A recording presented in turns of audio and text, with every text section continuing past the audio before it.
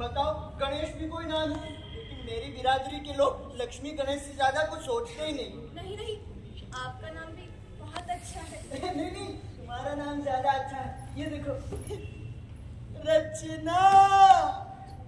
गणेश। रचना। गणेश। रचना। गणेश।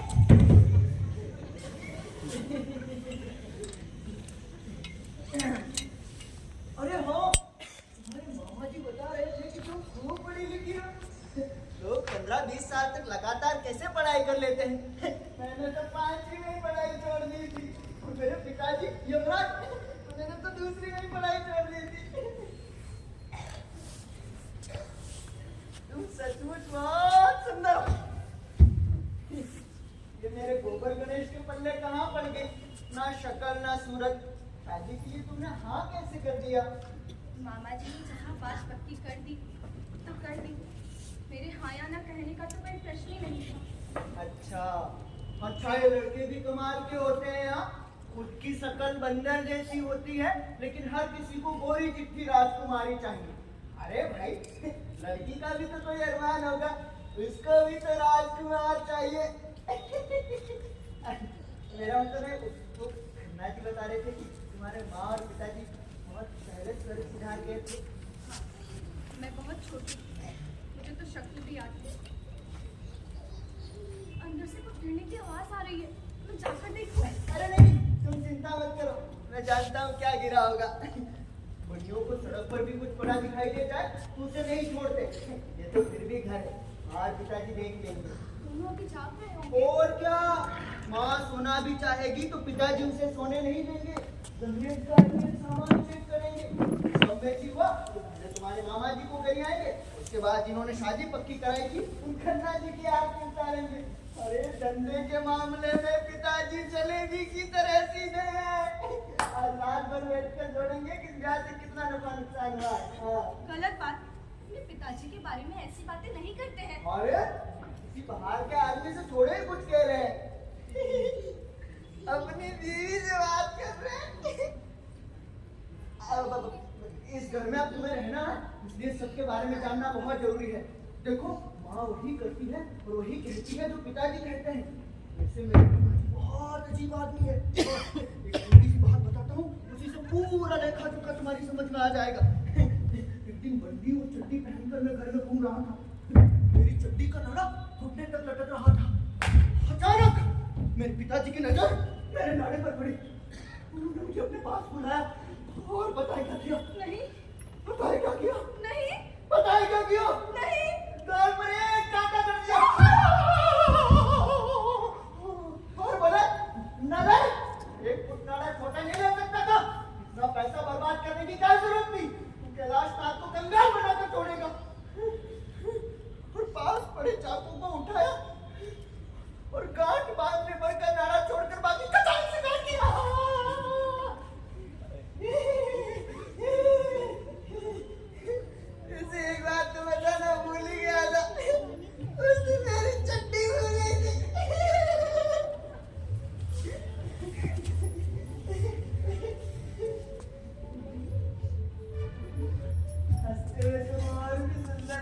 अरे ये तो कुछ भी नहीं, पिताजी की ऐसी ऐसी बातें हैं, मुझे तो हंसते हंसते पेट में दर्द करने लगेगा। अच्छा पहनना ओढ़ना क्या होता है मैंने कभी जाना ही नहीं।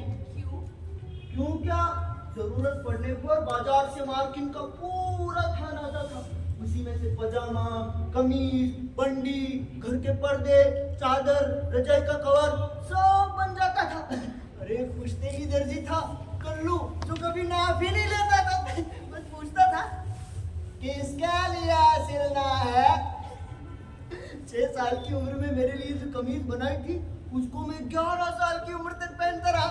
मैं बड़ा हो गया लेकिन कमीज बस से बस नहीं हुई। अच्छे कारीगर। जबरदस्त। आजकल ऐसे कारीगर देखने को कहाँ मिलते हैं।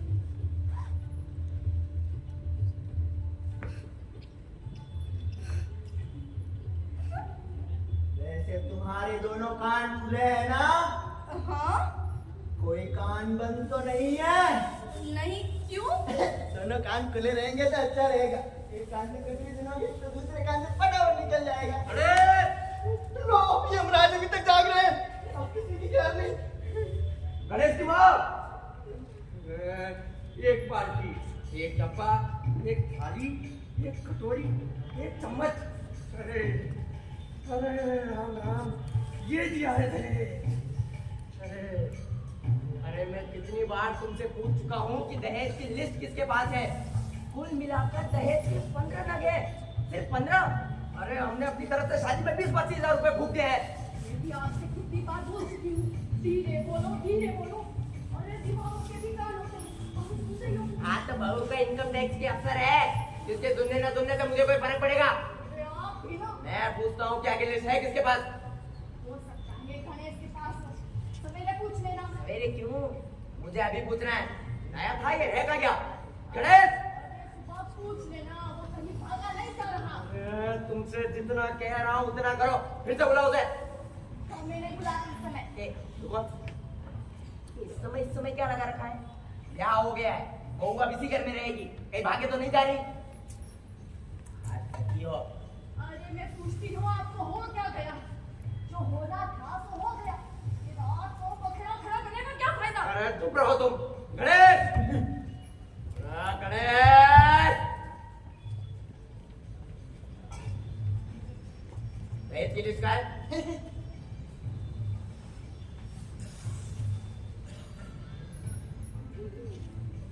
पकड़ो।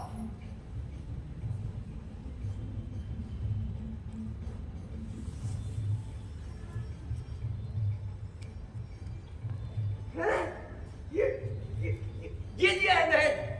सबके मामा बनते हैं। अरे लड़की की शादी नहीं की है, सर पर से बोझ उतरा है, बोझ। इसीलिए मैं हाँ नहीं कर रहा था, जानता था कि यही होगा। और ये खन्ना साहब, इन्होंने हमें कहीं का नहीं छोड़ा। अरे आप तो मुझे ये बताओ कि आप बेटे का ब्याह करने गए थे, क्या ये सौदा करने गए थे? क्या अभी रात को क्या लेकर बैठे हो? मुझे बाहर तक सुनाई दे रहा है। हाँ तो सुनाई देने दो। पूरी बिरादरी ने सब कुछ अपनी आंखों से देखा है। और तुम भी तो पढ़ी लिखी और सुंदर बहू का सपना देख रही थी। अब गलत सरस्वती पूजा मंदिर में बिठा कर ऐसे पता होता तो मैं भी 100-200 में सब निपटा देता। अरे छोड़ो, इकलौते बेटे का ब्याह किया, तो बल बड़ा सफा किया, किसी को दिखाने के लिए नहीं किया था। हाँ क्या? हाँ चुप! अरे अपनी खुशी के लिए किया था। आखिर हमें कमी किस बात की? कमी नहीं है इसका मतलब लुटाते फिरे? नहीं, लुटाते फिरे? अरे नहीं, लुटाते फिरे? और लुटा दो, सब लुटा दो। बहू, बेटा, गणेश हाँ गणेश मेरा लाल, जा बेटा, तू तो जाकर सो जा। ये तो चुप होने से रहे। और क्या? ये गधे है, रख। सुबह ना जल्दी उठ जाना, समझा? दुकान खोलनी है, चल जा, जा। चलो अंदर। हाँ, चलो चलो।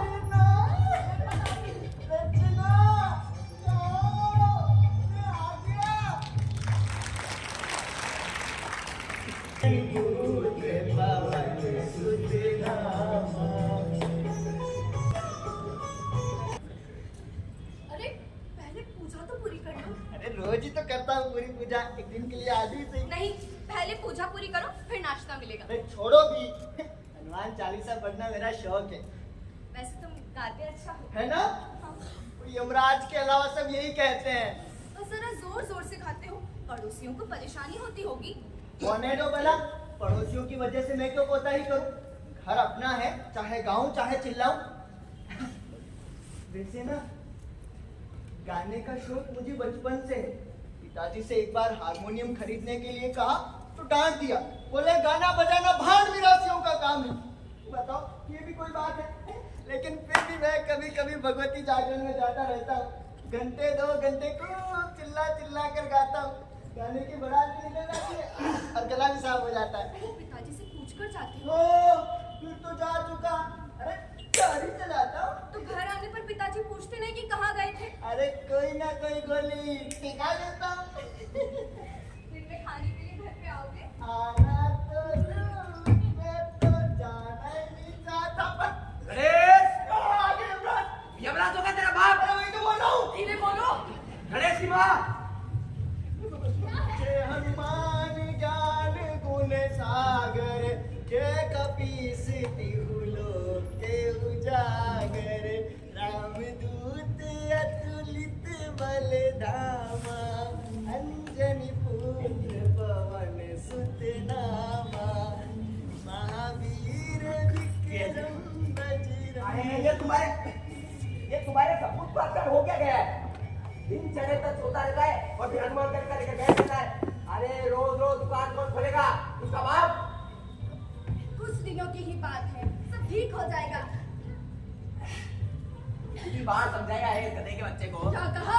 अरे गधे को, ये पूजा पाठ की उम्र नहीं है, लेकिन मेरी सुनता कौन है? महात्मा जी जैसे पूजा से उठे बड़ा पूजा तो भेज देना। ठीक है, भेज दूंगी। हाँ और सुनो, हाँ जरा ना सोच समझ कर बोला करो। हाँ, ठीक है, लगाम करो। अरे हनुमान जी पेट पूजा कराने नहीं आएंगे। जय हनुमान ज्ञान गुण सागर, अरे पेट पूजा दुकान की कमाई से होती, दुकान की कमाई से। जय कपीस तिहु लोक के उजागर, रामदूत इसके साथ में कुछ नमक की बोरियां भिजवा देना। अभी जा दूंगी।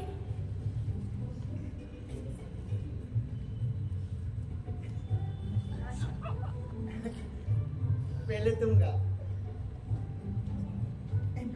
अरे खड़े क्यों हो? भूत पिशाच निकट नहीं आवे, कोई जब नाम सुनावे, संकट कटे विजय सब मेरा, जो तुम है हनुमत बलबीरा। यमराज मार देगा मुझे। बहू, चिट्ठी माँ की। ये घोड़े तैयार हुआ कि नहीं? चिट्ठी बस जा रहे हैं। क्या कर रहे पिताजी क्या कह रहे हैं? गणेश, सवेरे ना थोड़ा जल्दी उठ जाया कर। ये अच्छा लगता है कि रोज सुबह जाकर वो दुकान खोले, वो जवान लड़का घर में पड़ा रहे। जा, जल्दी जा।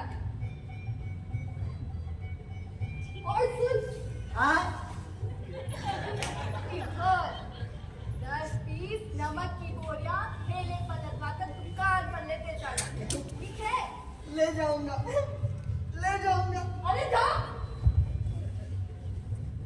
बहू,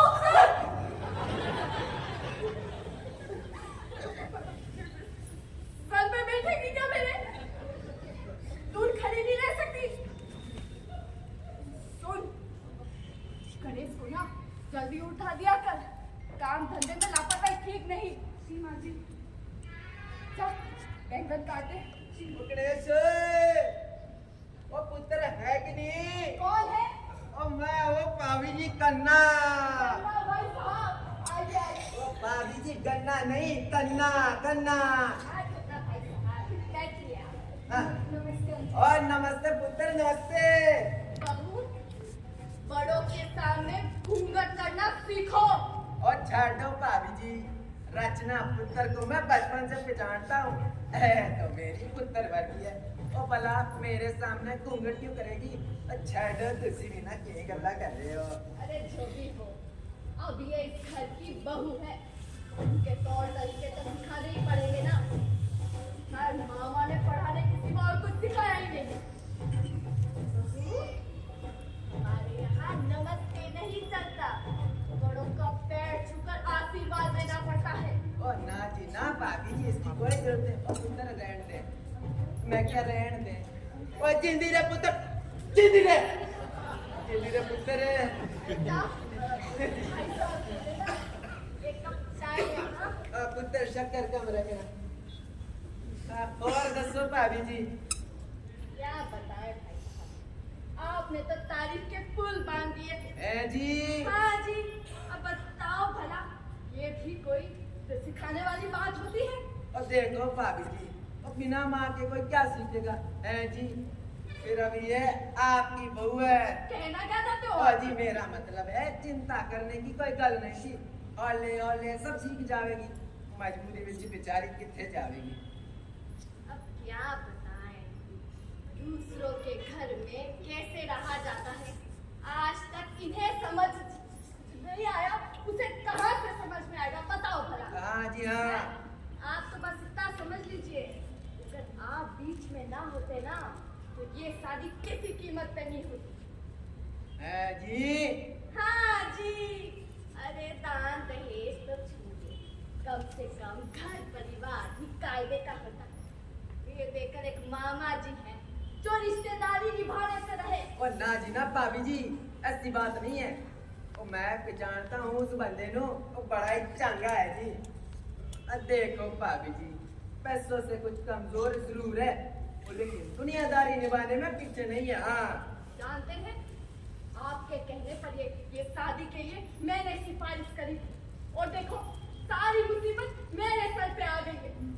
अरे रात दिन सोते जागते ताने सुनने को मिलते हैं। दूसरा कहीं बाहर जाओ तो सबके सब बस एक सवाल करते हैं, क्यों जी इकलौते बेटे का ब्याह किया है, माल लगता क्या क्या मिला? क्या जवाब दे? अरे कुछ मिला हो तो जवाब देना। देख लो, अरे क्या फोड़ा? कुछ नहीं माँ जी।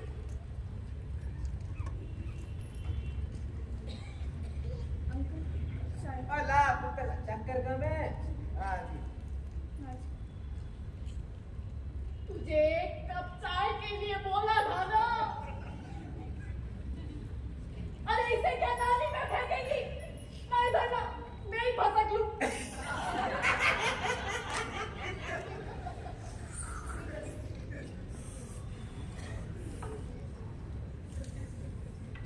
ओ पुत्र, गणेश भी दुकान पर है। ओ भाभी जी, मेरा तो मानना है कि गणेश को अपना दूसरा टांका देगा, फिटिया मुंह तेरे छोटी गल्ला दे सदमे लग जाने। कहीं ना जानते हैं? और ना जी ना, मैं कह रहा था ओ जी, एक दुकान चलाने के लिए एक बंदा बहुत है, और बेमतलब दो लोग अपना टाइम क्यों खराब करे हैं जी। आप ही ना भाई साहब, अरे नमक का धंधा करना कोई मामूली बात है क्या? किसी एक आदमी के बस की बात है ये भला? ओ हाँ जी हाँ, फिर नया धंधा शुरू करने के लिए पूंजी भी तो चाहिए। वो खैर तोनू पढ़ी लिखी बहू मिली है, ऐ सबसे बड़ी पूंजी है। कहते हैं कि घर विच पढ़ी लिखी बहू आने से घर का कायाकल्प हो जाता है। और जी बहू बच्चों को संस्कार देती है, क्यों जी? बात तो ठीक है, वैसे भगवान ने हमें पहले से ही सब कुछ दे रखा है, वो तो है जी। पर मजाल है कि हमने मन में तनी भी घमंड आने दिया। ना जी ना। अरे कब तक हाथ पैर हिल डुल सकते हैं तो लोगों के भरोसे क्यों रहे? बताओ हैं? अब देखो, कहने को तो 3-3 मकान है अपने, पर क्या है ना, वो सारे रहते इसी पुश्तैनी मकान में है। क्या है वो, ये घर बड़ा शुभ है। बाकी 2 मकान हमने किराए पर दे रखे हैं, अच्छा खासा किराया मिलता है उससे। अब बताओ भला, पैसों की कमी है क्या? ओ जी सब रब दी मेहर है। अच्छा भाभी जी मैं चलता हूँ, सत श्री अकाल जी। सत श्री अकाल भाई साहब, सत श्री अकाल। सत श्री अकाल जी। हाँ जी। और मेरा पुत्र इंद्र ख्याल अपने अंगना पंजरा दे विच सत श्री अकाल जी। हाँ जी। और कतिया गोपीता फुलवारी बनके। ओ जी भाभी जी, जी दांत तो इतना ही भूल गया। हाँ जी हाँ। ओ जी आलू के परांठे बने हैं, अब भिजवाता हूँ, नमक लगा के खा लेना। ओए आजा, तो नहीं मेरा का प्रोग्राम हो गया। ओए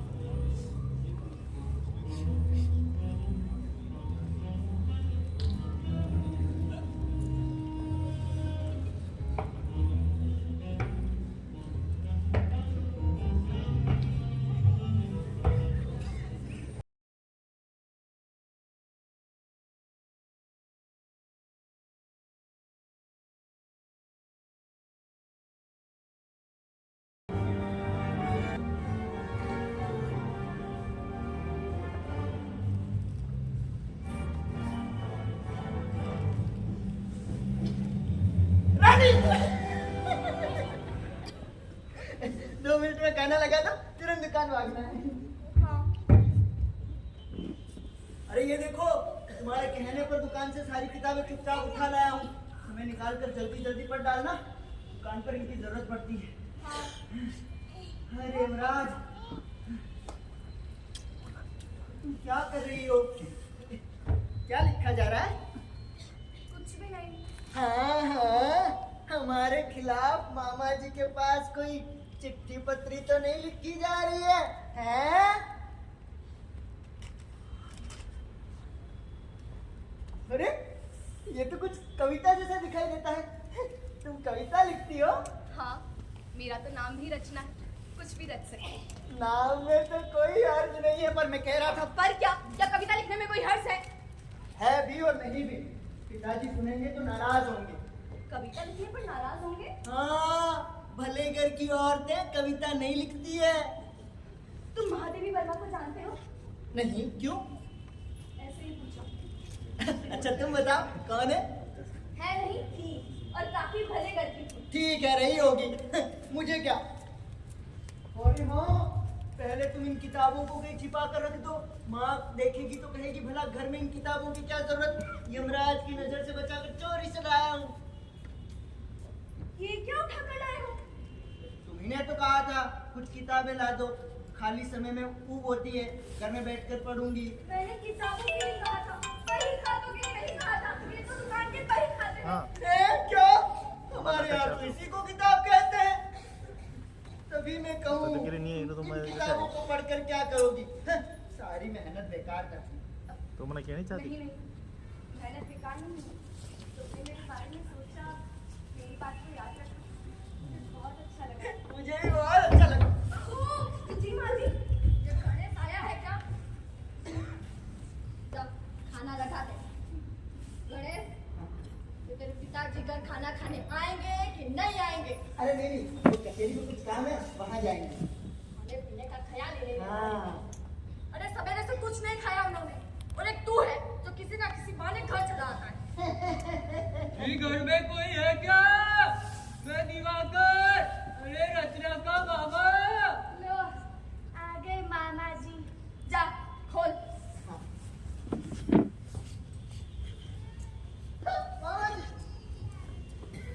आइए, बनाओ। खुश रहो, खुश रहो। हाँ, ले लो बेटा। नमस्ते बहन जी, नमस्ते।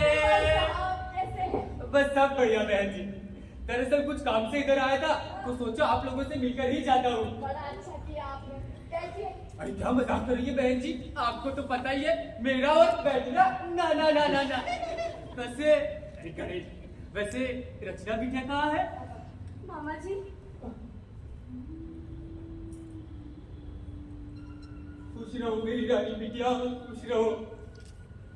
पर बेटा ये क्या, तुम्हारे मामा तुमसे मिलने इतने दूर से आए और रानी बेटी उदास हो रही है। अरे बिटिया, तुम्हें तो खुश होना चाहिए। जरा देखो कितना अच्छा घर परिवार मिला है।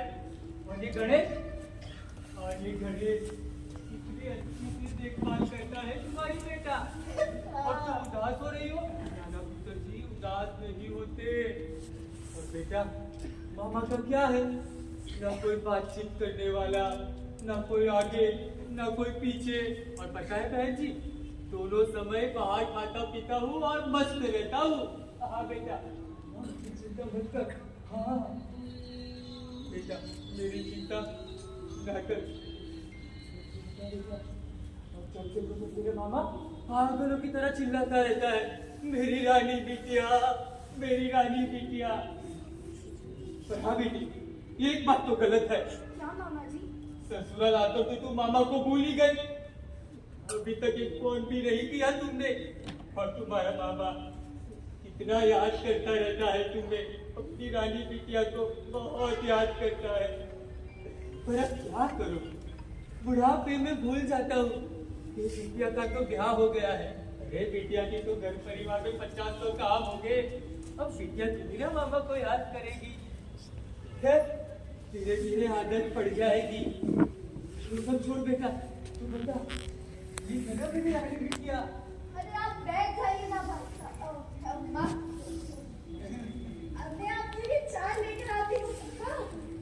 नाना बहन जी, उन्हें बेटी के घर का तो हम पानी भी नहीं पी सकते और आप चाय की बात कर रहे हो। नाना बहन जी, आप कष्ट ना करें, बस आप लोगों से मिलने आया था, मिलकर चला जाऊंगा। वैसे बड़े कैलाश चाची कहाँ है? तुम्हें दिखाई नहीं दे रहे। जी वो दुकान पर है। अच्छा, दुकान पर है, कोई बात नहीं। कैलाश चाची आए तो उनको मेरी तरफ से प्रणाम जरूर कहना कि दिवाकर मामा ना याद कर रहे थे। ठीक है बहन जी, अभी चलता हूँ। मामा थोड़ी देर रुकिए ना। ना बेटा, आज नहीं, कल तेरे मामा को एक कवि सम्मेलन के लिए उदयपुर जाना है। हाँ, भारतीय लोक कला मंडल में। अरे जाकर बहुत सी तैयारी भी तो करनी है। आज नहीं बेटा, किसी दिन और आऊंगा तो आराम से बैठकर बातें करेंगे। ठीक है बहन जी, अभी चलता हूँ। अरे ये देखो बेटा, बुढ़ापे में ख्याल ही नहीं रहता। ये लो बेटा, ये तुम्हारे लिए। ज्यादा कुछ ला ना सका, काफी जल्दबाजी में खाना इसीलिए। और हाँ बहन जी, अब तो ये अपना ही घर है, आना जाना तो लगा ही रहेगा। अभी चलता हूँ बहन जी, नमस्ते। चलिए चलिए, फिर आइएगा। हाँ। आएंगे, हाँ, फिर हाँ। आएंगे, फिर आएंगे। अभी चलिए चलिए, फिर आना चल चल। बहू कौन सा क्या लाया मेरा मामा को? ये मुझे दे दे, तू दूसरा चलो, कुछ तो अच्छा लाया। क्या है? किताबें? हाँ। रे राम, तो पौकर ऐसे खुश हो रही है महारानी जैसे किताबें नहीं, कुबेर का खजाना मिल गया हो। अरे रद्दी वाला ये किताब का चमन ही से ज्यादा नहीं देता। ये बनियों के घर का नमूना कहाँ से आ गया? तू तो आए भगवान।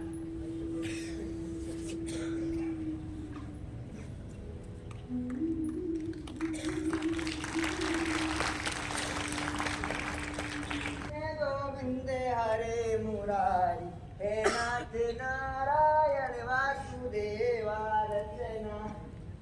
और वो तुमने ये कागज खुला छोड़ रखा है? कागज नहीं, कविता है। कुछ भी हो, युवराज की नजर पड़ गई तो सारे घर में कोहराम मच जाएगा। आजकल वैसे भी नाराज चल रहे हैं मुझसे। नाराज चल रहे हैं? हाँ, कहते हैं मन लगाकर काम धंधा नहीं करता हूँ। तो मैं लगा के काम किया करो। कैसे करूं, मन तुम्हारे पास तो लगा रहता है। अरे नहीं नहीं, शादी हुई है, पिताजी को थोड़ा समझना चाहिए। ये बाप लोग ना बुढ़े होते ही अपने दिन भूल जाते हैं, जब देखो बस डांटना। ऊपर से कविता कहानी की बात पता चल गई तो जीना दुभर कर देंगे। तो पिताजी को बता देना कि कविता मैंने लिखी। अरे ओ, तो वो जान दिया अपन। देखो, यहाँ पति और पत्नी को एक ही माना जाता है। पति की गलती के लिए पत्नी को 10 बात सुननी पड़ती है और पत्नी की गलती के लिए पति को रात दिन कोसा जाता है। इस गोबर गणेश की एक बात सुन लो। जब तक मेरी शादी नहीं हुई थी, मैं इस घर का इकलौता बेटा था। अब मैं रचना का पति हूँ। मेरा मतलब है तुम पिताजी को नहीं जानती। पिताजी को नहीं, लेकिन तुम्हें जरूर जानती हूँ। अच्छा, क्या जान गई हो? यही जान रही हूँ कि तुम बाप के बेटे पहले और पत्नी के पति बाद में। मैं कुछ भी करने के लिए उनका निर्देश चाहिए, करने के लिए उनकी उंगली का सहारा चाहिए। गनीमत है कि बोलने के लिए शब्द नहीं लेने पड़ते। अब तो तुम्हारा खुद का अस्तित्व क्या है? तुम इंसान हो या कठपुतली, तुमने सोचना, कभी फुर्सत से सोचना कि तुम हो भी क्या नहीं। कविता पढ़ रही हो या मुझसे कुछ कह रही हो? वो तो आजस्ती तू कठपुतली। देखो, तुम्हें कविता लिखने का शौक है तो चुपचाप लिख लिया करो, मैं मना नहीं करता। रात में जब सब लोग सो जाएं तब लिख लिया करो, इससे तुम्हारा मन भी रह जाएगा और किसी को पता भी नहीं चलेगा। अरे मुझे देखो, जब कभी गाने का मन करता है तो हनुमान चालीसा खूब जोर जोर से गाता हूँ। इधर मैं कुछ, इधर हनुमान जी कुछ। पिताजी से पूछकर गाते हो? पूजा पाठ के लिए भला किसी से क्या पूछना? नहीं नहीं, पूछ लो। कहीं ऐसा ना हो कि तुम्हारे साथ साथ तुम्हारे हनुमान जी को भी घर से बाहर कर दे। पूजा पाठ के नाम पर कोई नहीं बोलता। और ये बनिया लोग, ये तो बिल्कुल नहीं बोलते। अरे इनका दुकान ही भगवान भरोसे चलता है। सुबह दुकान का शटर खोलेंगे तो माथा टेकेंगे, पहले धूप बत्ती जलाएंगे, पहली बहानी होने पर पैसे को माथे से लगाएंगे। और रात को लाइट जलाने पर प्रणाम करेंगे। और हाँ, रात को दुकान बंद करते समय ताले को प्रणाम करेंगे कि हे ताले देवता, चोर चंडालों से बचाना। वैसे एक बात तो है, आजकल कविता लिखने का फैशन ही चल पड़ा है। अरे जिसके पास कोई काम काज नहीं होता, जो निकम्मा बेरोजगार होता है, वो कवि बन जाता है। क्या? हाँ, ये सुनो, शायरी आती नहीं, शायरी करने लगे, शायरी आती नहीं, शायरी करने लगे। अरे बाबा तो बोलो। बाबा शायरी चारा समझकर सारे गधे चलने लगे। क्या? सारे गधे चलने लगे। वैसे एक बात तो है, ये कवि लोग जब सम्मेलनों में फर्राटेदार कविता पढ़ते हैं तो सुनने वाले पागल हो जाते हैं। अरे ऐसी वाहवाही मचती है जैसे पट्टे ने मैदान मार लिया हो। तुम्हारे लिए कवि सम्मेलन और दंगल में कोई अंतर नहीं है। मालूम नहीं? हाँ, इतना मालूम है, कविता लिखने लिखाने की खबर अगर यमराज को मिल गई तो घर में दंगल जरूर शुरू हो जाएगा। वैसे हाँ, एक तरकीब है इससे बचने की, जिससे तुम्हारा शौक भी पूरा हो जाएगा और यमराज को पता भी नहीं चलेगा। हाँ, तुम कविता लिखकर मुझे सुना दिया करो, उसके बाद फाड़ दिया करो, ना रहेगी बांस ना बजेगी बांसुरी। है ना अच्छी तरकीब? जी बहुत अच्छी है। फिर क्या लो, फाड़ दो। नहीं, मैं रचनात्मक हूँ, विध्वंसात्मक नहीं। हो भाई, तुम बहुत गाड़ी हिंदी बोलती हो। हाँ, अरे कम से कम ये देखकर बोला करो कि सामने गोबर गणेश है। हमारी नींद उसके बदले नहीं बढ़ती। क्या कर, मेरे संस्कार ही कुछ ऐसे हैं। हैं? मेरा मतलब है कि मैं खुद अपनी रचना को नहीं फाड़ सकती। तो लाओ मैं फाड़ दूं। नहीं, अब पहले पिताजी से पूछ लो, कहीं ऐसा ना हो ओ, कि कविता का नाम सुनकर यमराज मुझे फाड़ देगा। मैं सारा नहीं गणेश, मेरी बात सुनो गणेश, नहीं।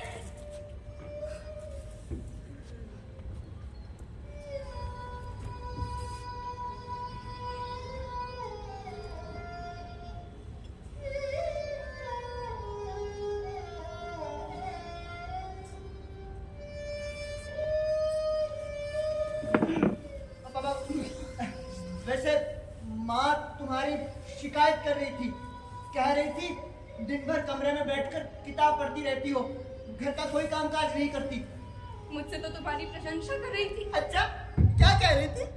यही कह रही थी हाँ? कि दिन चढ़े तक सोते रहते हो, तो पैर भी नहीं कि घर भाग आते हो।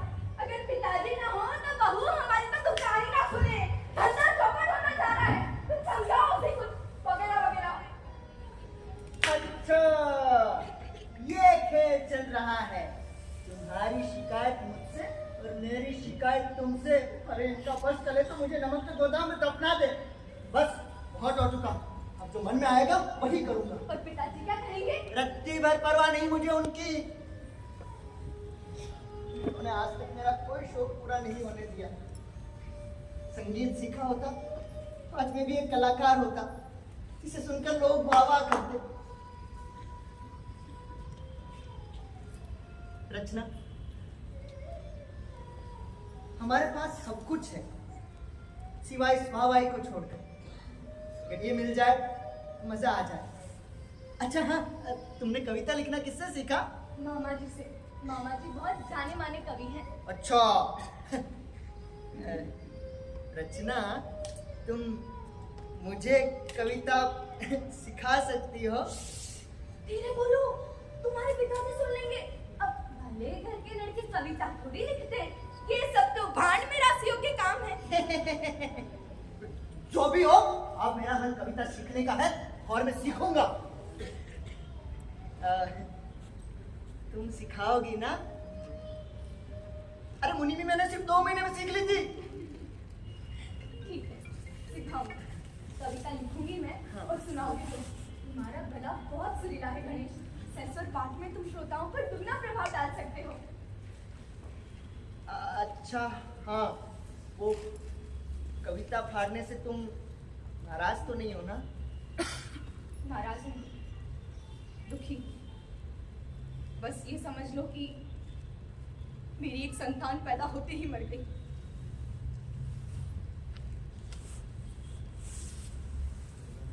मैं तो गोबर गणेश ही रहूंगा हमेशा।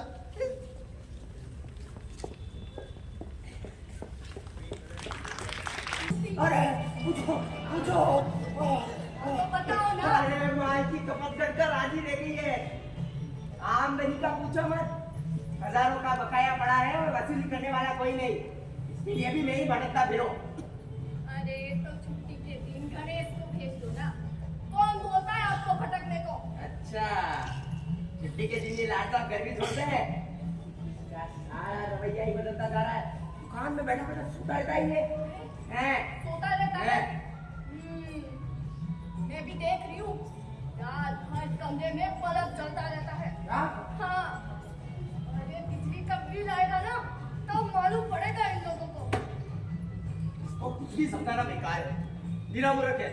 रात भर जाकर तो दुकानदारी हो चुकी, इस समय नमक की ठेका दुकान में बिल्कुल नहीं है। खाली समय पे बैठा बैठा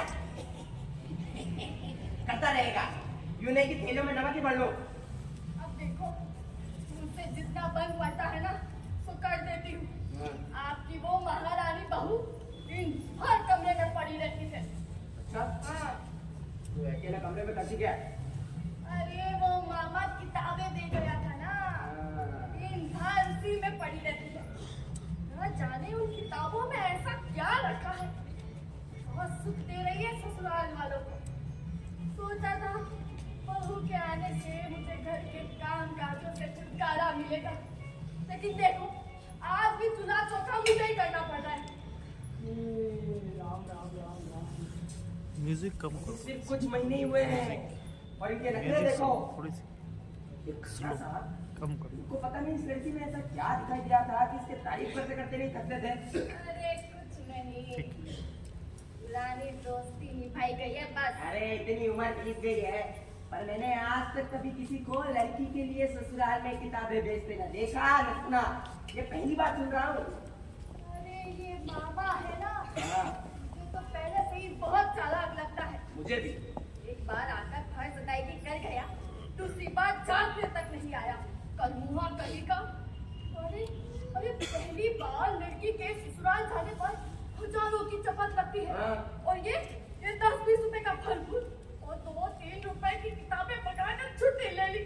बहुत कंजूस मामा बता रही। अरे अरे अरे अरे अरे, मामा ऊपर चला आया, यही कम किया क्या?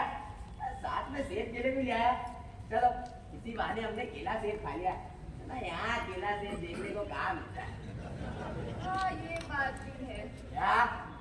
पता है आज मैंने बहू को अच्छा सा सुना दिया। मतलब हाँ। क्यों? बताओ भला, बिना नहाए धोए महारानी रसोई में घुसी जा रही थी। मैंने भी कह दिया ये बिना नहा धोए कहाँ घुसी जा रही है, ये रसोई है, रसोई गुसल खाना नहीं। ये नहाओ जाकर फिर घुसना। अरे भाई, ये पढ़े लिखे लोग जूता चप्पल से परहेज नहीं करते। हाँ, ये तो उनके साथ खाते पीते हैं।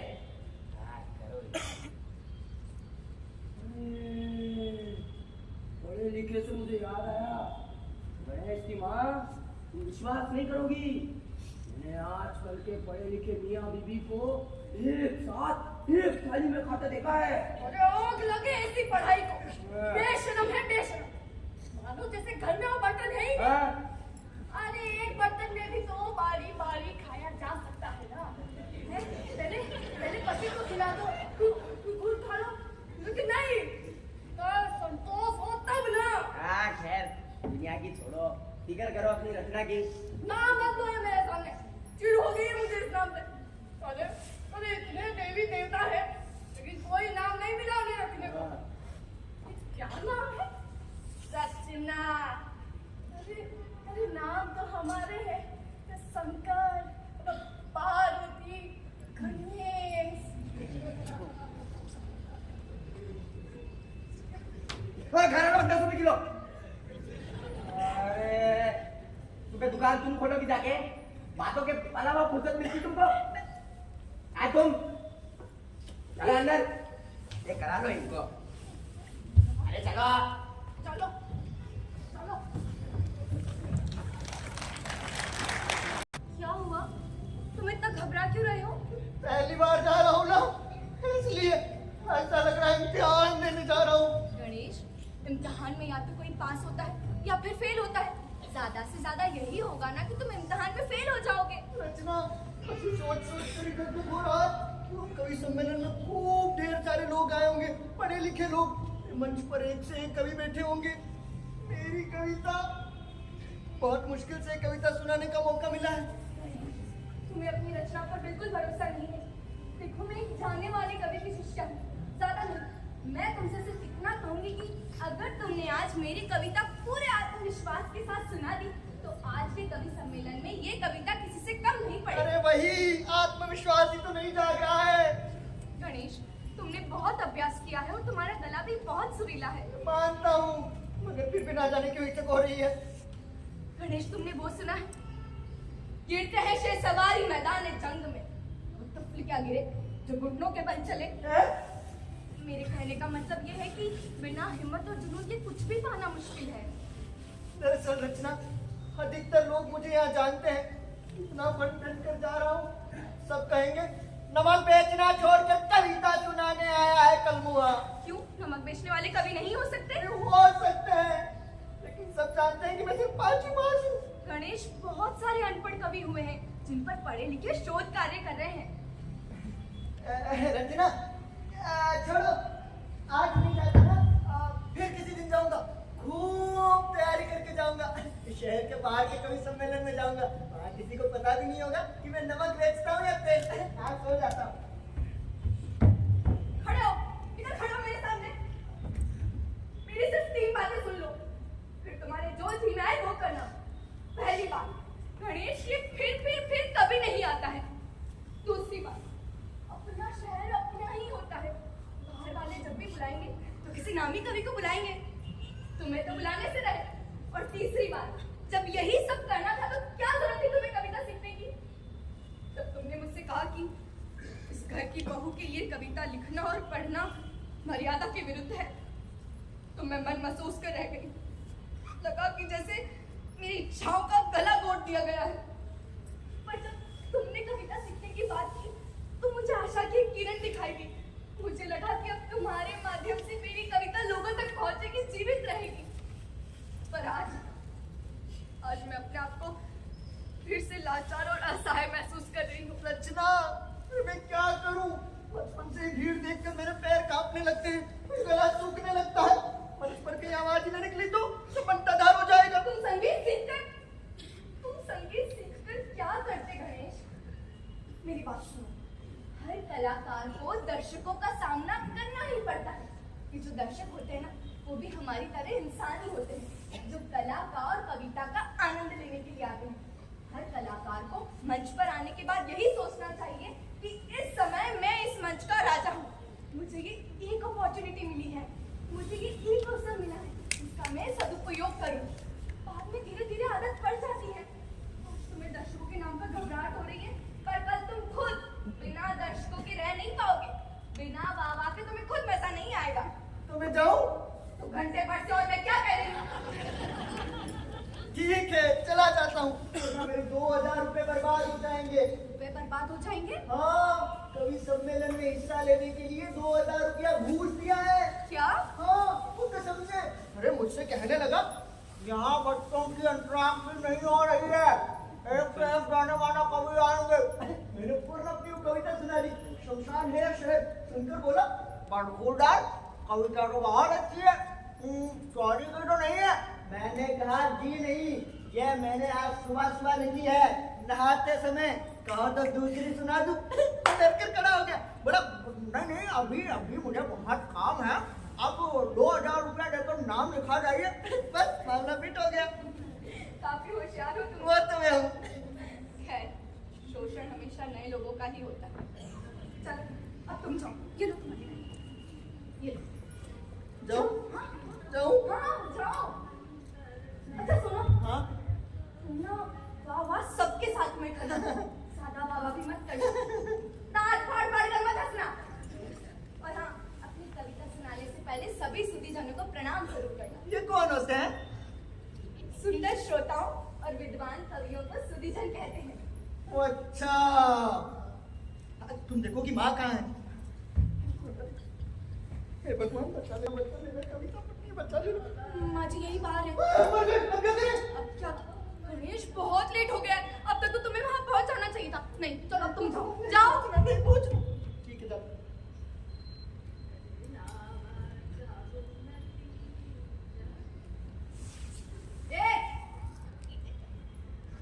क्या हुलिया बना रखा है?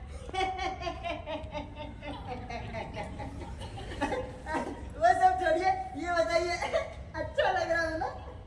ये सब छोड़, तू घर कब आया और दुकान पे कौन है? अरे वो सब छोड़िए ना, पहले आशीर्वाद दीजिए। आशीर्वाद दीजिए ना। अभी जरा जल्दी में हूँ, जवाब लौट कर देता हूँ। अरे पर तू जा कहाँ रहा है? जवाब लौट कर माँ। इतनी जल्दी किस बात की है? लौट कर। देख लिया धापुड़ी, हैं? जो अपने ब्याह में भी अपना सच धजी नहीं क्यों हो? मोरा तो भाग ही फूट गया असो बेटा पेदो करीने।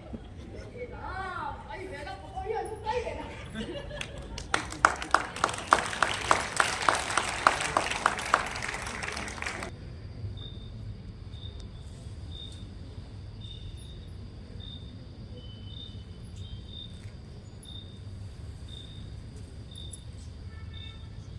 बहू बहू गणेश आया? नहीं माँ जी नहीं आया। भगवान अरे इतनी रात तक बाहर क्या कर रहा है? मेरे इतना सच धज के गया है। अरे कहीं को उल्टा सीधा शोध ना पा लिया इसने। बड़ा मनमोजी होता जा रहा है। जानती है दुकान पर ग्राहकों की भीड़ लगी थी। अरे पिताजी को अकेले छोड़ के घर चला आया। नालायक कहीं का। अब तक तो आ जाना चाहिए था। काफी रात हो गई है। अरे रात में कहाँ फिकर होगी? ये बेटा कब तक मारा होगा? माँ जी आप टेंशन मत लीजिए। आप जाकर सो जाइए। आपका बीपी हाई हो जाएगा। अरे अब मुझे कहाँ नींद आएगी? और तू भी कब तक इंतजार करेगी उसका? जा सो जा जाकर। जी ए रुक, जी तुझे कुछ बता कर गया है? जी सच सच बता, कहाँ गया है? तुझे मेरी कसम। जी जी जी वो कवि सम्मेलन में गए हैं। क्या कवि सम्मेलन में गया है? हे राम! अरे इसकी मति मारी गई है। अरे इसके पिताजी सुनेंगे तो 4 बातें मुझे सुनाएंगे और 8 बातें तुझे सुनाएंगे। कहेंगे कि ढंगरो छोड़ा नहीं जा सकती, क्यों कई हो मैं गणेश ढंगियो। इसका पहनावा देखकर ही समझ गई थी मैं। तभी मैं सोचूं महाशय पाँव छूकर आशीर्वाद क्यों दे रहे हैं? तू देखना कर क्या अनर्थ होता है। अब तो भगवान ही मारे थे इसको। भगवान साला ये बेटा।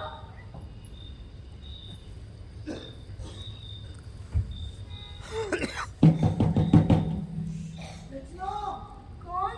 मैं गणेश। दरवाजा खोलो।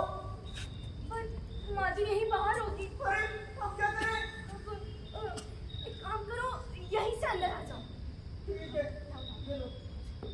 संभालना, गिर ना जाओ, हाँ आ जाओ। गिर ना जाओ। हाँ आ जाओ। हाँ। हाँ। घर की शांति व्यवस्था कैसी है? अभी तो शांति है। व्यवस्था का सुबह पता चलेगा। अच्छा, अच्छा हाँ, मेरे बारे में किसी ने कुछ पूछा तो नहीं? पूछा था क्या? यही कि कहाँ गया है। फिर? फिर क्या? मैंने कह दिया कि कवि सम्मेलन में गए हैं। बहू क्या हुआ? कुछ नहीं माँ जी। वो चूहा आ गया था। चूहा? अरे हमारे घर में कभी चूहा नहीं आया रे। इसीलिए कहती हूँ कभी निकले जाके खाना मत खाया करो। माँ जी आप टेंशन मत लीजिए। मैंने उसको मार दिया। मार दिया रे। नहीं माँ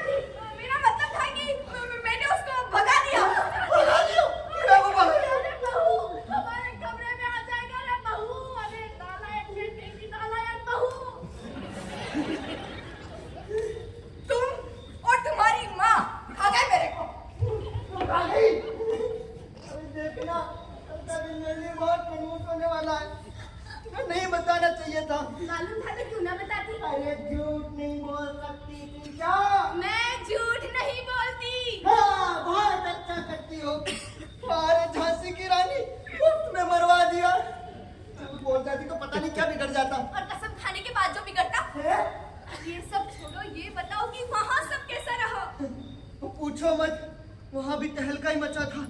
मंच पर बैठे बैठे 20 बार हनुमान चालीसा का पाठ कर गया। हे हनुमान के अनुकूल सागर जय कबीर। मुद्दे पे आओ। हाँ, तो मेरा नंबर आने पर सब हंसने लगे, लेकिन मैंने किसी की परवाह नहीं की। बनिया पुत्र हूँ, मुझे अपने 2000 रुपए याद आने लगे। फिर क्या, मैंने ताव में आकर आलापना शुरू कर दिया। अचानक सब लोग शांत हो गए। हाँ, एक गलती हो गई थी। क्या? कविता पढ़ते समय मैंने आंखें बंद कर ली थी। फिर? अरे फिर क्या, कविता सुनकर जैसे ही आंखें खुली तो देखा कि लोग तालियां बजा रहे हैं। तुम वहां होती तो तुम्हें सब ये देखकर बहुत अच्छा लगता। सच? बधाई हो।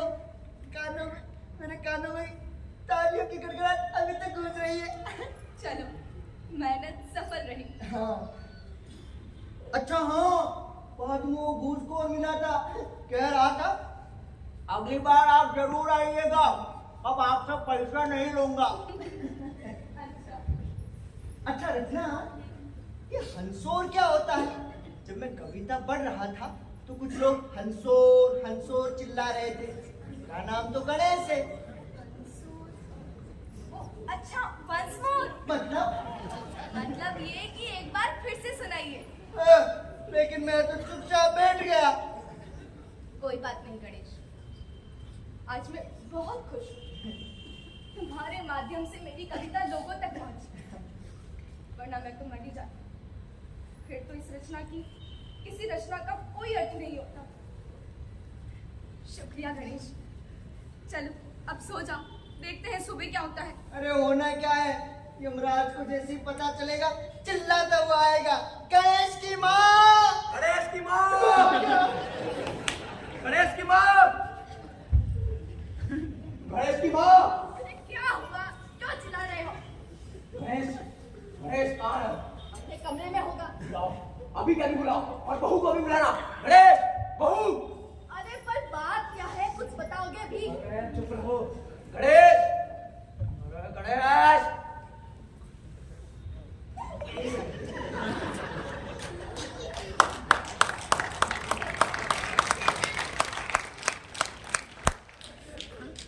काम धंधा कुछ करना है या नहीं?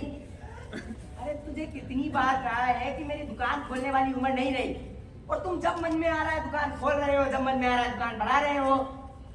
ऐसे कैसे काम चलेगा? और कल रात को दुकान छोड़ने से पहले मुझे बताना जरूरी नहीं समझा था? जी हाँ जी। गणेश की माँ, कल रात को ये कहाँ गया था? मुझे नहीं मालूम। बहू, तुम्हें पता है? वाह, पर किसी को नहीं मालूम कि कल रात को ये कहाँ गया था। क्यों बरखुरदार, रात को कहाँ गए थे? बोला। कवि सम्मेलन में। कवि सम्मेलन में? कविता सुनने? नहीं, सुनाने। क्या? कविता सुनाने? इधर आ, इधर आ, अरे इधर आ। कहीं रे? अरे ढूंढा धोता तो आवे नहीं, और तू रात रात कभी बन गया। चमत्कार है भाई, चमत्कार है, चमत्कार है, चमत्कार है।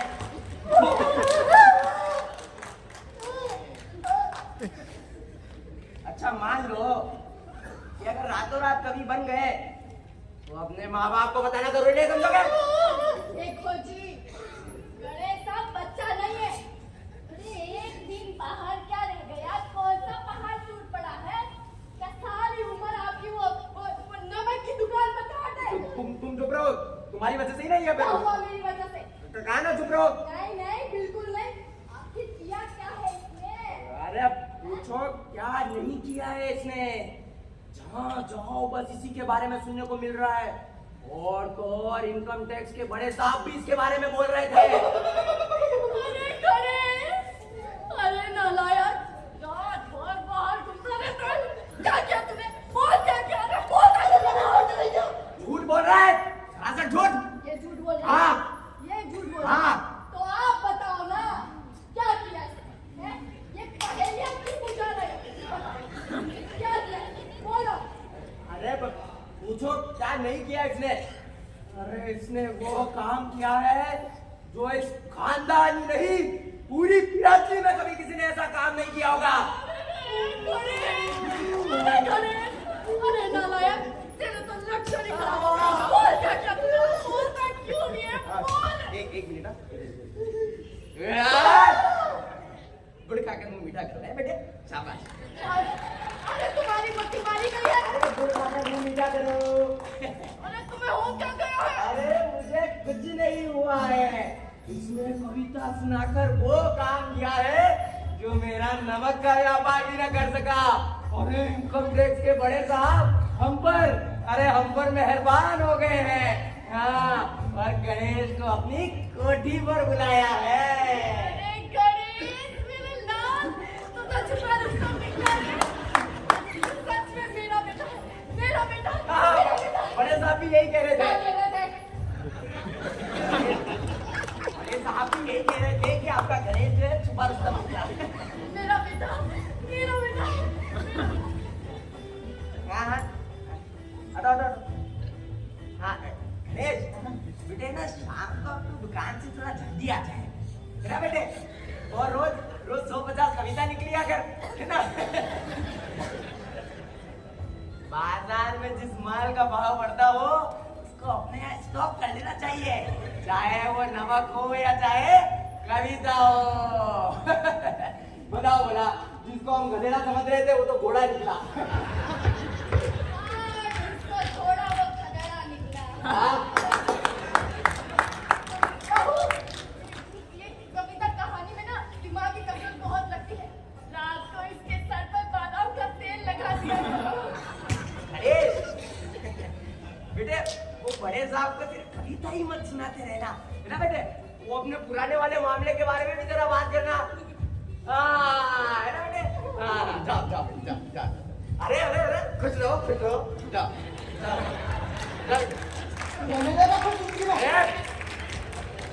औलाद है, चलो अंदर। मेरा लाल है, लाल। मेरा गणेश है। मेरा गणेश है। अरे मेरी मेरा गाय का लाल, काला, पीला नहीं हूँ। अरे, आज तो कमाल ही हो गया। अचानक पिताजी के सूरी बदल गए। तुमने गानों पर विश्वास ही नहीं हो रहा।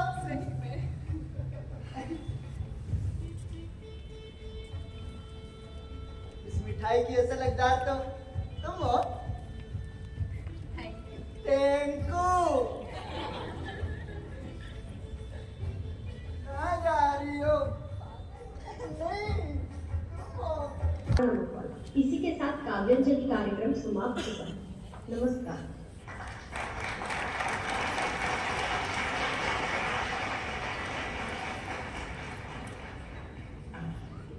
वाह। पार्वती देवी जी आजकल चारों तरफ अपने गणेश की धूम है, और उनके अखबार में बड़ी सी फोटो भी छपी थी। मार्केट के सारे लोग मुझे अखबार लाके दिखाते रहे। आम तो चाय पिला कर मैं थक गया। ऐसे भी बर्बाद जरूर हो रहे थे, लेकिन सुन के बड़ा अच्छा लग रहा था। जो ससुरे पहले मुझे देखकर मुंह फेर लिया करते थे, अब अगर मुझे 4 बार देखते हैं तो 4 बार राग करते हैं। अरे सब समय की बात है। हाँ, उगते सूरज को तो दुनिया पूछती है। सही बात है। जैसे मेरा गणेश तो मुझे बचपन से ही बड़ा होनहार लगता था। मुझे आप ही हैं जो उसको हर दम गधे का बच्चा, उल्लू का पठान, नालायक कहा करते थे। आप उसका गधे का बच्चा तो उसको कह सकता हूँ। अरे बात सोच समझ कर बोला करो। अभी बाहर गणेश की बहुत इज्जत है, कोई सुनेगा तो क्या सोचेगा? हाँ, वैसे मेरी एक बात जरूर मानो। गणेश मेरी अचानक बदलाव ना चाह के बाद आया है। वाकई अपनी बहू तो लक्ष्मी है, लक्ष्मी।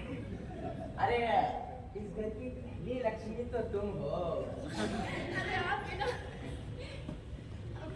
वैसे इस लक्ष्मी का एक कहा मानोगे? वो क्या है ना, बहू की तबीयत ना ठीक नहीं रहती है। वो पूरे घर में नमक की महक और सीलन भरी रहती है। कहीं कोई गोदाम ले लो, नमक की बोरियां वहां रखवा दो।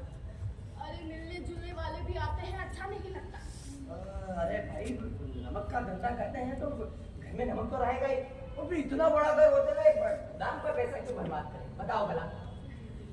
तो पैसा क्या आदमी की जान से बढ़कर हो गया है? अरे कैसी बातें कर रही हो, इतने समय से तो हम इस घर में रह रहे हैं, हमें तो कभी कुछ नहीं हुआ। जो जी में आए करो, किसी की ना सुनने की तो कसम खा रखी अरे है। यार तुमसे तो बात करना ही बेकार है, सुबह दिमाग खराब कर दिया कि बस। कैलाश दास जी, अरे कैलाश दास जी, अरे नमस्ते कैलाश दास जी, नमस्ते। बैठिए बैठिए बैठिए। अरे क्या मजाक करो कैलाश दास जी, आपको तो पता है ना मेरा और बैठना ना ना ना ना ना। सच में कैलाश दास जी, जी। बच्चे जब तरक्की करते तो खूब अच्छा लगता है। हाँ। और वैसे भी आजकल तो गणेश की मार्केट में खूब चर्चा है। हाँ। अरे जाना माना कभी बन गया है मेरा गणेश। ये बात आपने बिल्कुल सही कही। लेकिन कैलाश नाथ जी, मैं कह रहा था, अगर आपकी अनुमति हो तो क्या कुछ दिन के लिए मैं रचना को अपने साथ घर ले जाऊं? सुना है उसकी तबीयत ठीक नहीं रहती, कुछ दिन मामा के साथ घर रहेगी तो उसका भी मन बदल जाएगा। दिवाकर जी देखिए, आपकी बात तो एकदम सही है, लेकिन वो क्या है, जैसे इतने दिन वैसे कुछ दिन और सही है ना, आप समझ सकते हैं। वो क्या है ना, आजकल गणेश के भाव बहुत बढ़ गए हैं। क्या बढ़ गए हैं? मतलब गणेश की भागदौड़ बहुत रहती है। हाँ। तो अगर रचना बिटिया साथ में रहेगी तो उसका मन बहला रहेगा। हाँ, वैसे आपकी बात तो सही है। हाँ। अब गणेश जाना माना कवि बन गया है, हाँ। भागदौड़ तो बढ़ ही जाएगी। कोई बात नहीं, जैसा आप ठीक समझे। हाँ। वैसे मेरी रानी बिटिया है कहाँ?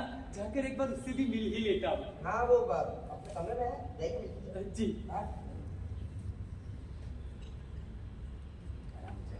रचना,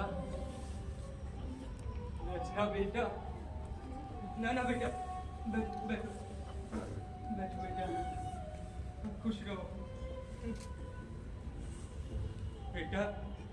आज तो मैं सोच कर ही आया था कि मेरी रानी बिटिया को मेरे साथ घर लेकर ही जाऊंगा, पर तुम्हारे ससुर कैलाश नाथ जी माने ही नहीं।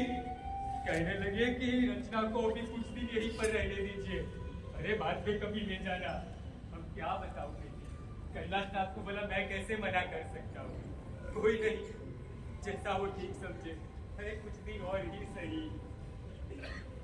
और बेटी हाँ, तेरा जब भी मन करे ना तू घर आ जाया कर, और हाँ साथ में गणेश को भी लेकर आना। उनको फुर्सत ही नहीं मिली। हाँ, गणेश को कहाँ फुर्सत मिलेगी? अरे गणेश तो अब जाना माना कवि बन गया है, कहाँ फुर्सत होगी? कोई बात नहीं बेटा। एक बात बताओ, मेरी गुड़िया रानी सिर्फ 6 महीने की थी, सिर्फ 6 महीने की। तब उसके माता पिता का देहांत हो गया था।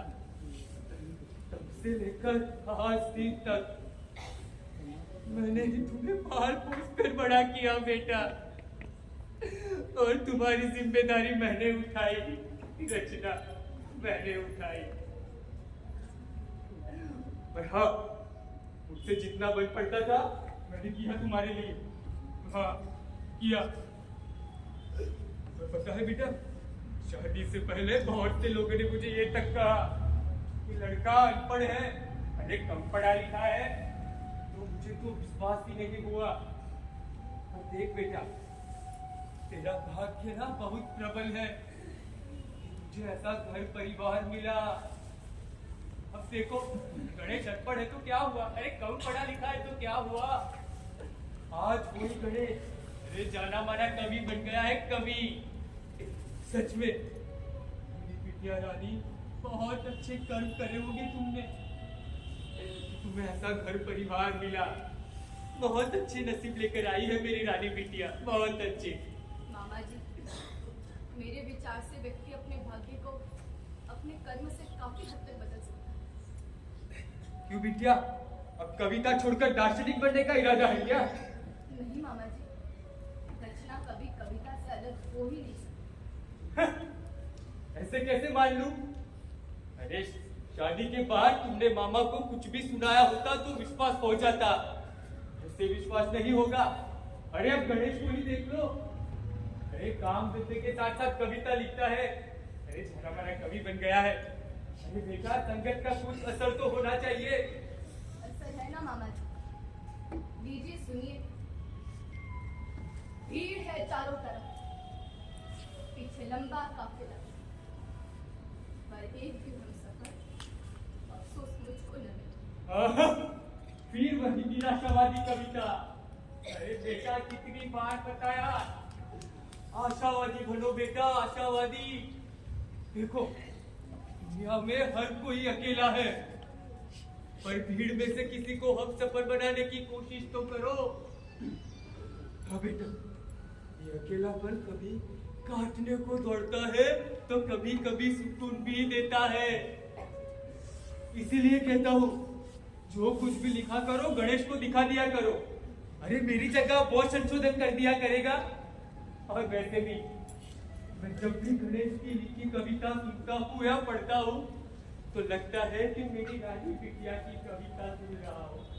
संगत का असर हो सकता है। बिल्कुल हो सकता है, क्यों नहीं हो सकता। संगत का असर। ठीक है, ये तुम्हारे मामा भी क्या बात लेके बैठ गए। ये सब छोड़ बेटा, कल ना एक जरूरी कॉन्फ्रेंस के लिए इलाहाबाद जाना है। तब तक तुम अपना ध्यान रखना, ठीक है। अभी मैं चलता हूँ। ध्यान रखना बेटी, अपना ध्यान रखना। और हाँ बेटी, दूसरी बार जब आऊंगा तब जरूर तुम्हें साथ में लेकर जाऊंगा, जरूर तुम्हें साथ में लेकर जाऊंगा बेटी। ध्यान रखना अपना।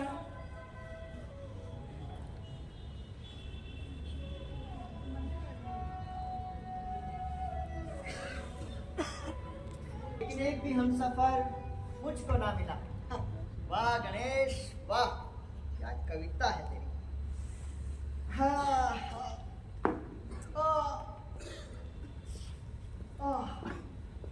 रात भर बैठना, घंटों जागना, फिर ये सफर, उफ, और दुखने लगता है। मालिक के लिए सीधा भी बोल सकते, भूमिका बनाने की जरूरत नहीं। पता चल ही गया है तो कर ही दो मालिश।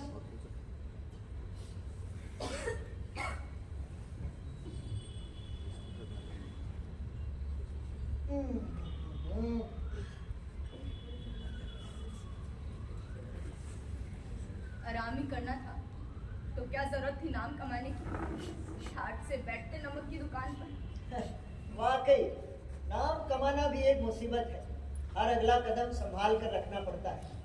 इधर संतुलन बिगड़ा नहीं कि आदमी सीधे जमीन पर नजर आता है।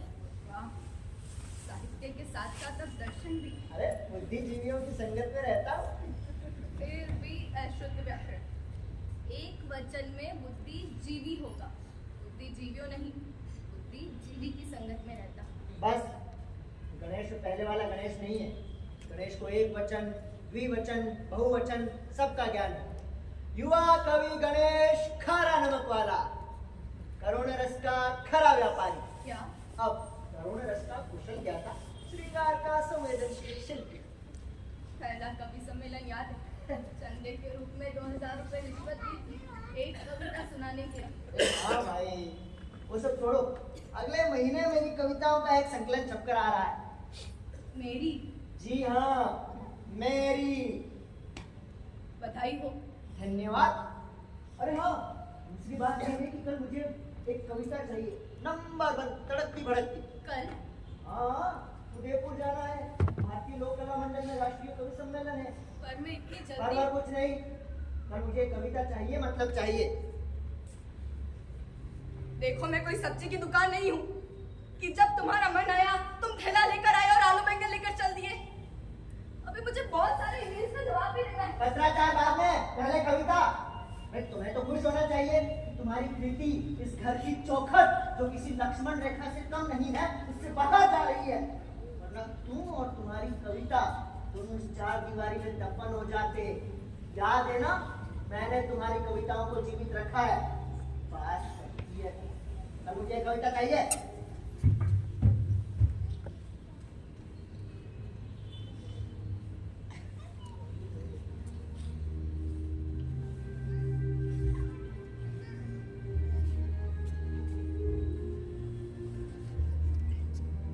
कभी कृपा पात्र थे माँ लक्ष्मी की। आज होड़ सी लगी है माँ लक्ष्मी और सरस्वती ने। अधिक कृपा किसकी है तुम पर? कहना बहुत कठिन है। साधारण से असाधारण हो गए तुम। मान और सम्मान के पर्याय बन गए तुम। फिर भी तुम जैसा निर्धन और असहाय शायद ही कोई और हो। कवि हो, पर कविता के अभाव में। काश तुम में भी होता कुछ रचना सामर्थ्य।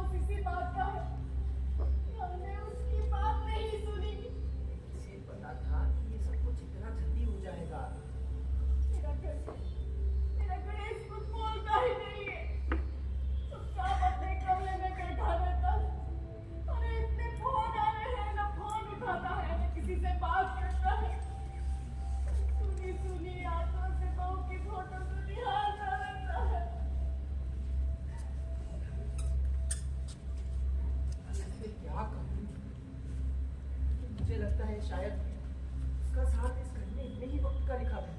कैलाशनाथ, वो कैलाशनाथ, एक अखबार में चिट्ठी छपी है यार। क्या? प्रसिद्ध युवा कवि गणेश का कविता से संन्यास। क्या? मैंने जैसे ये खबर पढ़ी सीधा तेरे पास चला आया। मुझे भी इस बात का पता अभी अभी तुमसे चल रहा है। किसी से कुछ कहता ही नहीं। देखो कैलाशनाथ, रचना के जाने का दुख हम सबको है। नवा नवा ब्याह होया था। एक दिन असी सारे अनु संसार छटन आए। किसी के जाने से दुनिया नहीं रुक जाती। समय सबसे बड़ा मानव है। हौले हौले फिर सब पुराने डरे पर चलने लगता है। वो ऐसे में हम जीना तो नहीं छोड़ देते। अच्छा ये सब क्या हो रहा है? मुझे तो कुछ समझ में नहीं आ रहा। सच सच बता, कहीं तूने तो कुछ नहीं कहा? मैंने? हाँ तूने, क्योंकि बिना तेरी मर्जी के तो इस घर में कुछ होता है नहीं। कुछ भी करने से पहले तेरी सहमति जरूरी है। नहीं खन्ना साहब, कोई बात नहीं। सब समझदार है, सब अपना फैसला स्वयं लेते हैं। जी नहीं, इस घर की कोई भी बात मुझसे नहीं छिपी है। तुम्हारी नजर में गणेश अभी भी एक बच्चा है और तुम चाहते हो कि वो जिंदगी भर तुम्हारी उंगली थाम के चलता रहे। क्यों भला? वो भी एक इंसान है जिसकी अपनी इच्छा है, अपने विचार है। कभी तो गणेश को गणेश बनकर जीने दो। अरे तो तुम कहना क्या चाहते हो कि मैंने गणेश का जीना बंद कर रखा है? मैनू की पूछते हो, अपने आप न पूछो। गणेश अब पहले वाला गणेश नहीं है जो दुकान पर बैठकर कविता लिखेगा। वो एक नामी ग्रामी कवि है जिसकी अपनी इज्जत है। मुझे भी ख्याल है उसकी इज्जत का। ख्याल होता तो उसे दुकान पर ना बिठाते। मैं पूछता हूँ, क्या गणेश के बिना दुकान नहीं चल सकती? देख खन्ना, खाली समय में कोई अपना काम करने से छोटा नहीं हो जाता। अभी हमारा खानदानी पेशा है तो सालों साल से चला आ रहा है। लेकिन है किसने लिखा है कि जो व्यापार बाप ने करना है वो औलाद ने भी करना है? ऐसा लिखा नहीं है, लेकिन ऐसा होता जरूर आया है। तुम क्या समझते हो कि सुनार का बेटा कभी चमड़े का व्यापार करेगा? लो जी, इसमें बुराई क्या है? और फिर व्यापार के अलावा भी ऐसे बहुत से काम हैं जो किए जा सकते हैं। तुम्हारी चली होती तो गणेश जिंदगी भर गोबर गणेश बना रहता। और चंद दिनों में उसने कितना नाम कमा लिया और तुम लगे रहे नमक के व्यापार में। और पैसा कमाने के अलावा तुमने और कुछ कमाया? देखो कैलाशनाथ, तुम आज जो कुछ हो वो गणेश की बदौलत हो, उसकी कविता की बदौलत हो। देखना कौन है?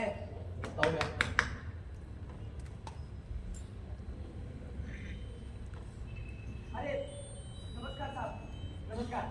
आइए आइए आइए आइए अंदर। नमस्कार। नमस्ते सत श्री अकाल जी। जी नमस्ते। कैलाश जी, ये आज के अखबार में क्या छपा है? जी आप देखिए। हाँ जना साहब ने मुझे अपने फीस के बारे में। ऐसा कैसे हो सकता है? जी मैं सच कह रहा हूँ साहब, पिछले 1-2 हफ्ते से मेरी और गणेश की कोई बातचीत नहीं हुई। बात नहीं हुई? कमाल करते हैं, जब उनकी पत्नी मर गई और आप कह रहे हैं बातचीत नहीं हुई। जी अब उससे बात करने उसके कमरे में जाते हैं तो हमें कहता है कि मुझे अकेला छोड़। और आप उन्हें अकेला छोड़ देते हैं। वैसे है कहाँ वो इस वक्त? मैं कमरे में होगा। बुलाइए उन्हें, मैं बात करता हूँ।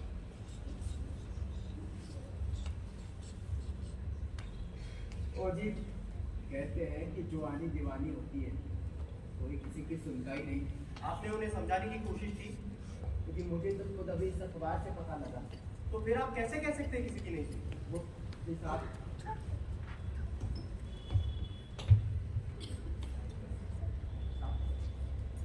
जी आइए आइए गणेश, आप इधर आइए, इधर बैठिए।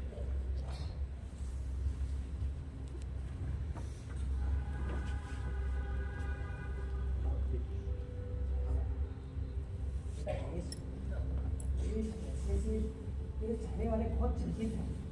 एक बड़े साहब मुझे इतना पसंद करते हैं कि कोई दौड़े दौड़े चले आए। समझ रहा है ना बेटा, मैं क्या कह रहा हूँ। सोच समझ कर फैसला ले बेटा। गणेश गणेश गणेश, ये क्या है बेटा? ये जो भी अखबार में छपा है ये सच है क्या? जी बिल्कुल। और बेटा एक बार ठंडे दिमाग से सोच लेते तो। हम भी इन्हें अभी यही।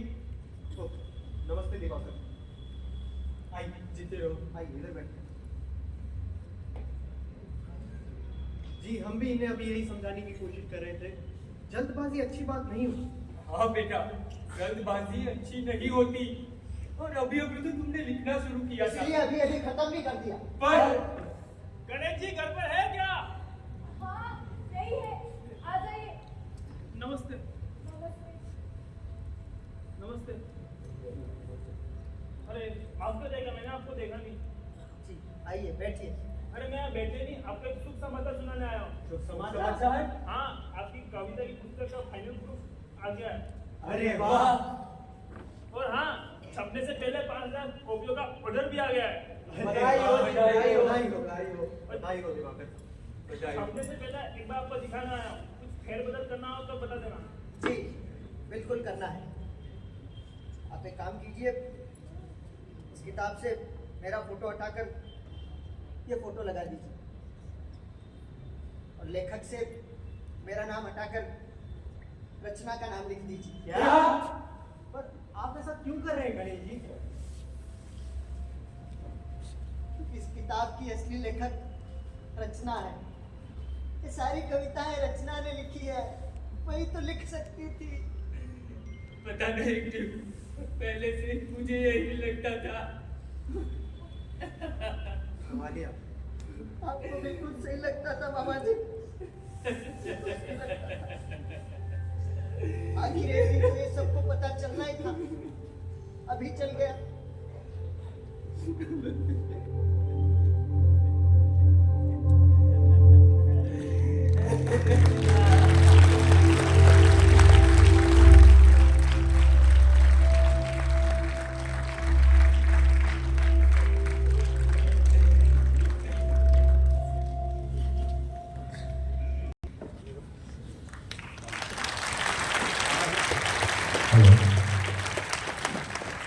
ये था नाटक आखिर एक दिन। लेखक जयवर्धन, निर्देशक कविराज। आइए कलाकार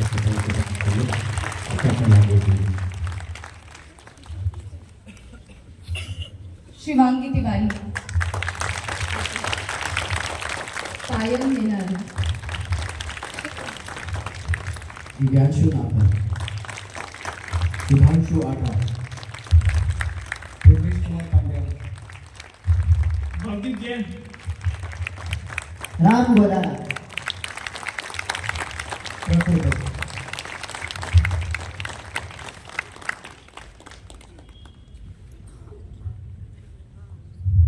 नाटक के निर्देशक कविराज।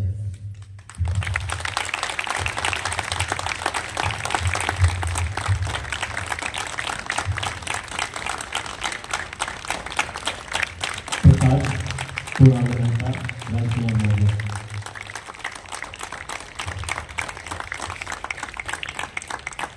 सेट डिजाइन सैयद आरिफ प्रबुद्ध पांडे।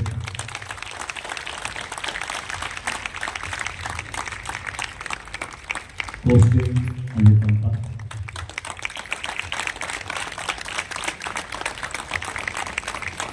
और बैकग्राउंड म्यूजिक विदेश शुक्ला।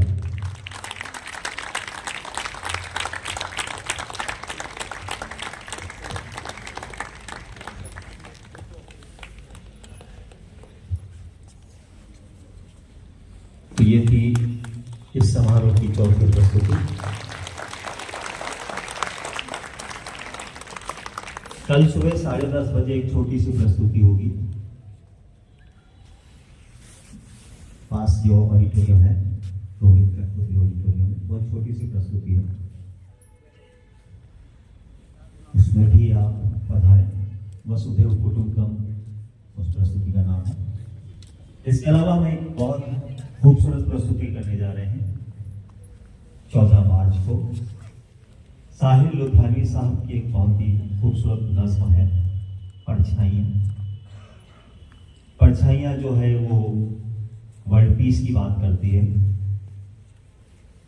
इस विश्व से वॉर को खत्म करने की बात करती है। आप सबके पधारने के लिए बहुत बहुत धन्यवाद। शिवरात्रि।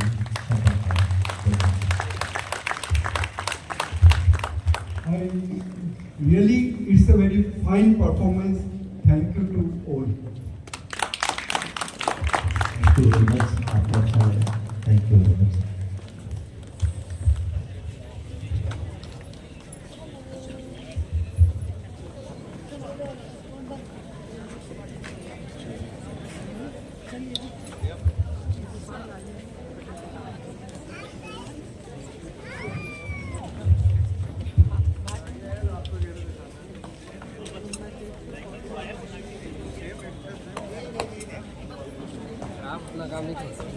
हाँ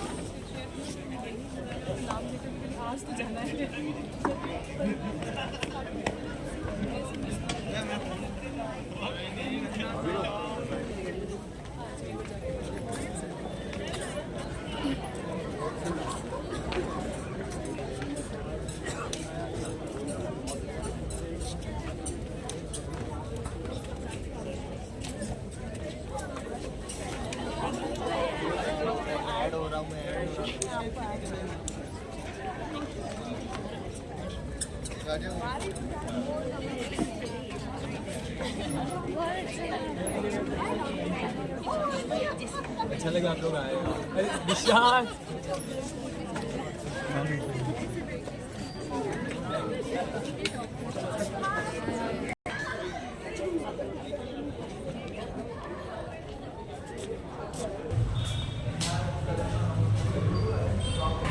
जी सर। 5 दिन का पद्मश्री देवीलाल सामर स्मृति नाट्य समारोह, आज चौथी प्रस्तुति, आखिर एक दिन।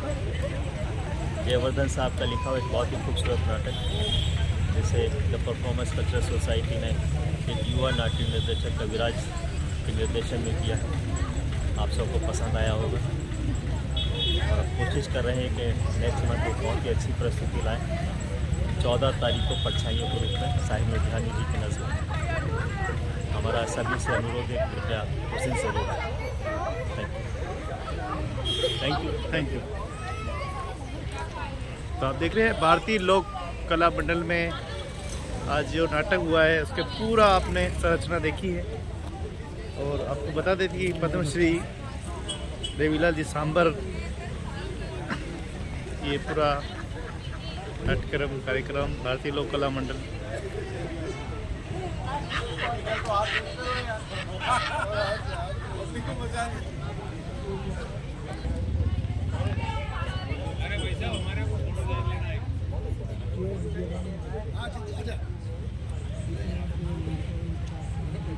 जो आज नाट्यक्रम आज भारतीय लोक कला मंडल में हुआ है उसे सभी ने श्रोताओं ने बहुत ही ध्यान से देखा है और आप देख सकते हैं कि नाटक के माध्यम से क्या कुछ संदेश था। जी साहब, स्वागत है।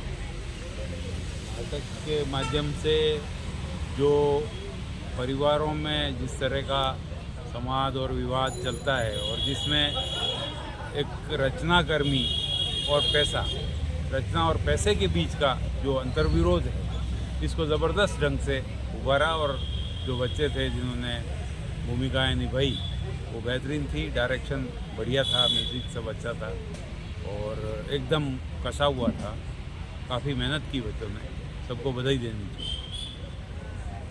तो आप देवीलाल जी सांबर की स्मृति में ये जो कार्यक्रम हो रहे हैं, निरंतर ये प्रोग्राम होते रहते हैं और आप तो इसमें भाग लेते रहते हैं, क्या कुछ कहेंगे? खड़े सभी नाटक वाले ही हैं लोग। हाँ।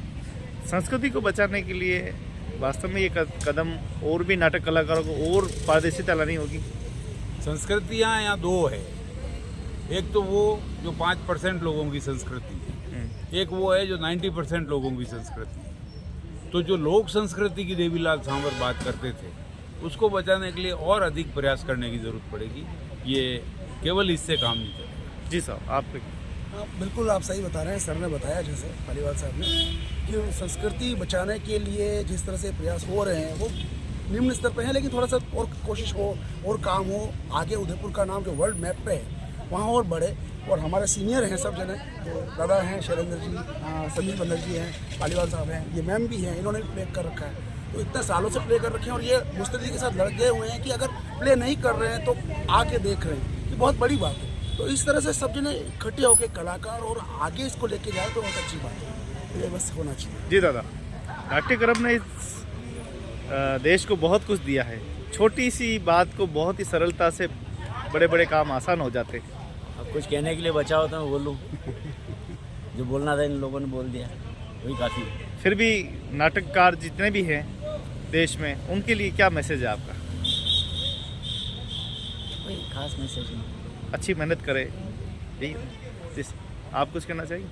नाटक को लोगों के बीच में अधिक से अधिक ले जाना चाहिए और नाटक को लोकप्रिय करना पड़ेगा और कोशिश ये करनी पड़ेगी लगातार कि अधिक से अधिक लोग आएँ और जनता के बीच में उसको किया जाए। जैसे कुछ साथी नुक्कड़ नाटक वगैरह कर रहे हैं, तो सिर्फ यही नहीं है, नुक्कड़ नाटक वगैरह भी करना चाहिए और इसको नाटक को जनता के बीच में लोकप्रिय करना पड़ेगा और जिसमें आम जनता के मुद्दों को सामने लेना पड़ेगा।